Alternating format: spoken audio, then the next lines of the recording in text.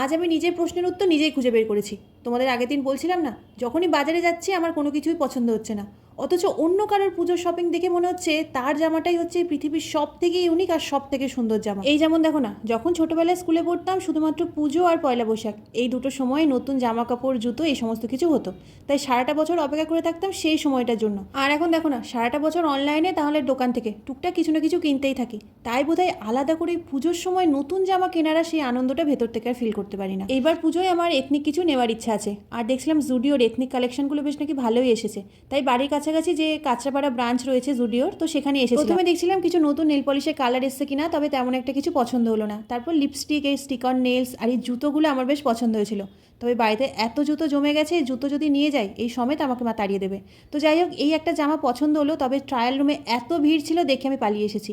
মোটামুটি টুকটাক কিছু দেখলাম, তবে কিছুই পছন্দ হলো না। বহুত শিক্ষা হয়েছে আমার, আর আমি কোনো দোকানে যাচ্ছি না বাবা, মাথা আমার পুরো খারাপ হয়ে গেছে। পৃথিবীর সব থেকে বড় ব্যাগ আজকে আমি জুডিওতেই দেখতে পেলাম। তো যাই হোক, ঘোরাঘুরি করে এখন ফিরছি বাড়িতে। অনলাইনে 2-3টে জামা অর্ডার করেছি, একসাথে আসুক সব তোমাদের দেখাবো। জামা কাপড় না কিনলেও 100 টাকা দিয়ে সানগ্লাসটা কিনেছি, কেমন হয়েছে জানিও। আর তার সাথে তোমাদের পুজোর শপিং কতদূর কি হলো তাও জানাতে ভুলো না। টাটা।